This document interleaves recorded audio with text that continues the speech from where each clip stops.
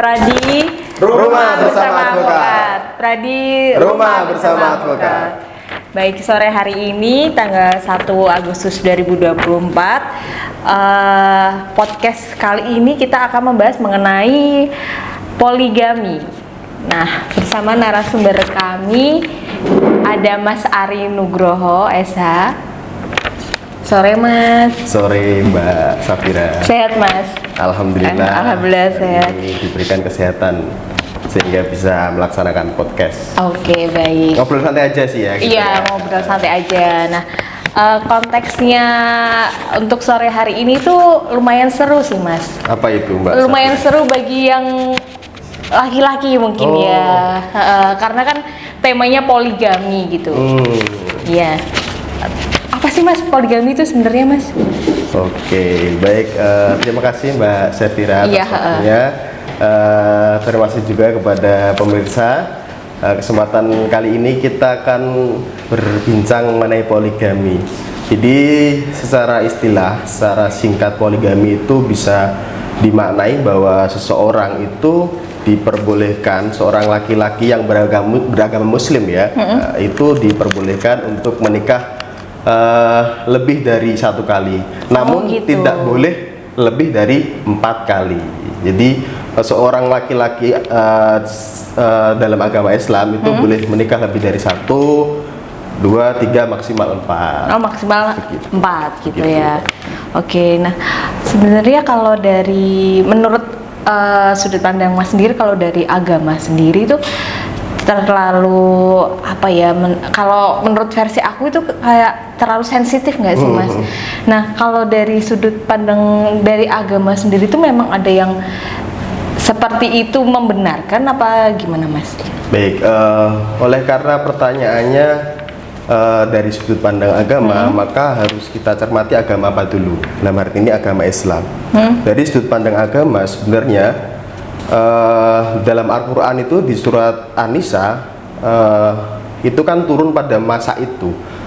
Sebenarnya itu merupakan suatu hukum yang sangat progresif, karena dalam sejarahnya pada zaman itu seseorang laki-laki, raja-raja itu boleh menikah lebih dari 4 kali, bahkan udah 10 sampai berpuluh-puluh sampai ratusan. Nah, Al-Quran melalui surat An-Nisa itu pada zaman itu sangat progresif karena dibatasi hanya sebatas 4 gitu. Jadi kalau sebenarnya itu kan memang pro kontra ya, tapi sejarahnya memang seperti itu. Jadi Al-Quran itu turun untuk membatasi seorang laki-laki itu menikah tidak boleh banyak-banyak, dan itu pun ada kategori-kategori tertentu. Apakah seorang laki-laki itu boleh untuk poligami atau tidak. Jadi menurut saya dari sudut pandang mana kita melihat, kalau pada saat itu kita melihatnya ya hukum poligami itu bagus. Tapi pertanyaan saat ini bagaimana, kan seperti itu. Sebenarnya gini Mbak Safira, bagi saya itu ya tidak masalah ketika seorang laki-laki itu memenuhi syarat-syaratnya, dan itu pun diatur di hukum kita seperti itu. Oke. Terus kalau untuk budayanya sendiri Mas, yang kayak mungkin baginya yang anak-anak muda ini, aku mau poligami, mau poligami. Sebenarnya kayak gitu tuh sudah membudaya sendiri di Indonesia atau masih terlalu tabu di Indonesia kayak gitu Mas, kalau menurutnya Mas Arif? Iya, sebenarnya sih kalau kita lihat aturan hukum positif, undang-undang pernikahan juga sebenarnya mengenal asas monogami sebenarnya. Maka di situ aturannya seorang yang harus poligami itu harus memenuhi syarat-syarat tertentu. Lah terkadang kan sekarang itu kan surat An-Nisa itu digunakan sebagai pembenar. Tanpa melihat syarat-syarat tertentu. Kalau kita bicara secara utuh, sebenarnya surat An-Nisa juga dikatakan di situ, jika kamu memang mampu untuk memenuhi nafkah istrimu dan anak-anakmu, mampu dan adil ya mampu Mas? dan adil. Okay. Nah itu kadang dipotong hanya sebatas mampu. seperti itu. Betul. Terus tapi kan di samping itu kan juga ada dampak psikologis ya Mas, nggak cuman dari sisi laki-laki, dari sisi perempuannya pun pastilah mana sih perempuan mana yang Ya, betul, mau betul. gitu kan di poligami sendiri. Nah itu dan masih jadi pro kontra masyarakat sekarang, apalagi masyarakat dari dulu malahan ya itu. Nah, kalau menurut Mas sendiri itu, Mas tim yang senang apa ya, bukan senang sih, lebih ke Mas tim yang masih sedikit pro dengan poligami sendiri apa kayak gimana? Kalau lihat dari dampak psikologisnya bagi perempuan? Iya, kalau saya ya tetap, mana ada ya seorang perempuan yang mau dibagi hatinya untuk orang lain kan. Jadi kalau saya sebenarnya sih sepakat dengan asas di hukum kita ya, atau asas monogami itu.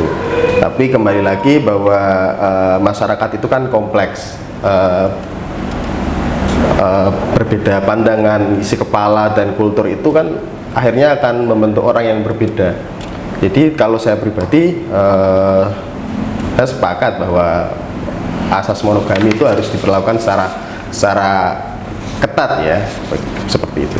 Jadi bukan tim pro poligami. Itu kalau pendapat saya pribadi. Oke. Terus apalagi ya Mas? Mungkin lebih ke kayak karena kita mungkin ya, karena kita sebagai orang hukum kan, tadi kan kita bicara secara umum ya, bukan secara hukum positif. Biasanya pertanyaan yang sering muncul, Mas gimana konkret caranya gitu kan gitu.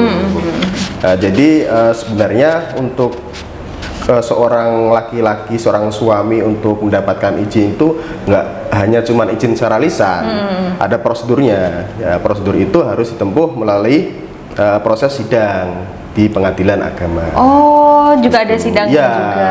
Itu sebagai upaya ya, bahwa perempuan juga diperhatikan dalam betul. hukum ini. Nah, untuk proses sidangnya sendiri itu tuh kan nggak banyak orang yang tahu itu. Nggak banyak orang yang tahu. Nah, dari PN-nya gitu ada ininya nggak sih untuk sosialisasi mengenai hal kayak hidup? PA atau PN gitu? PA ya, ini masuknya ke PA karena semua masalah hukum bagi mereka yang beragama Islam, khususnya hukum keluarga, itu masuk di lingkup kewenangan pengadilan agama. Syaratnya itu syarat seperti biasa lah, identitas, bahwa suami istri tersebut memang merupakan suami atau istri dari yang sudah berhubungan itu ya, berhubungan sah ya. Kemudian selama persidangan itu harus bisa membuktikan bahwa seorang istri itu memang telah memberikan persetujuannya. Jadi nanti istri juga akan dihadirkan di persidangan kalau memang benar-benar seorang suami itu telah mendapatkan izin dari seorang istri. Tetap harus ada izinnya. Ya, baru nanti di proses pengadilan itu hakim akan menentukan. Itu cuman hanya istri aja? Ya. Atau dengan anak-anaknya? Istri, karena sebenarnya izin itu kan ditujukan kepada istri yang akan dimadu. Dia bersedia atau tidak, seperti itu. Jadi selama dia tidak bersedia dan seorang laki-laki tidak bisa meyakinkan istrinya untuk adil, dan kemudian di persidangan itu permohonan poligaminya itu ditolak, ya nggak bisa untuk menikah lagi.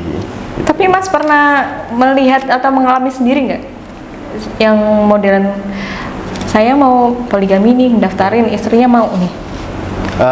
Rata-rata pada akhirnya mau ya, karena syarat untuk poligami kan ada juga bahwa seorang istri itu sudah tidak dapat menjalankan kewajibannya sebagai seorang istri. Dan biasanya suami kalau mau maju di persidangan itu sudah yakin bahwa dia sudah mendapatkan izin, hanya di persidangan itu proses secara legal seperti itu.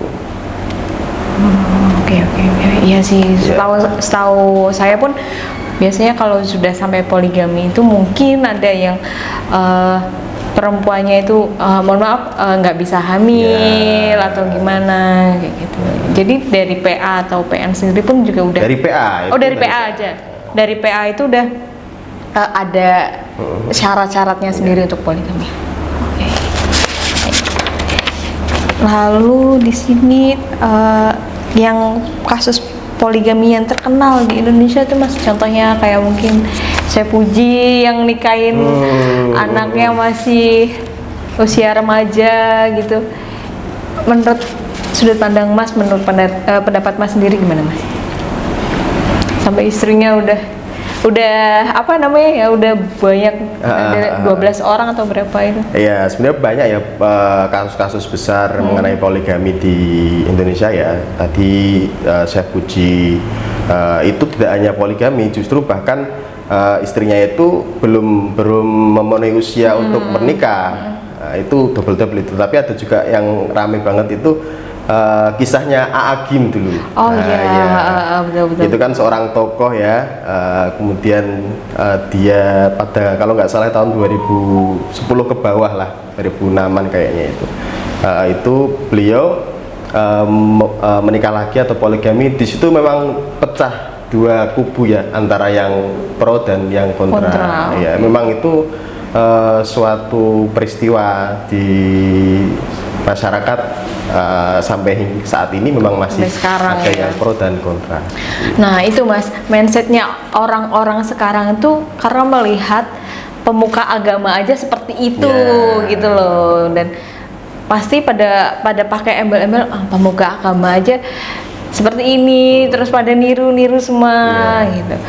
Nah untuk meminimalisir, katanya kan Mas tadi pro monogami kan tadi. Nah, untuk meminimalisir mengenai poligami ini Mas, kalau menurut saya itu nggak bisa ya kita kemudian meminimalisir, karena itu secara hukum juga dibolehkan. Iya sih. Tapi lebih ke edukasi ke masyarakat bahwa menikah itu suatu yang sakral dan tidak boleh kemudian digunakan untuk memuaskan nafsu, untuk kemudian tambah isi tanpa memberikan pemahaman bahwa ada kesalahan-kesalahan yang harus dipenuhi. Oke, baik. Penutupnya gimana? Baik, itu tadi mengenai topik sore hari ini tentang poligami dengan Mas Ari Nugroho sendiri. Untuk topik selanjutnya bisa dinantikan di channel YouTube-nya Sekretariat DPC Pradi Semarang. Pradi RUPA, Rumah Bersama Advokat. Pradi, Rumah Bersama Advokat.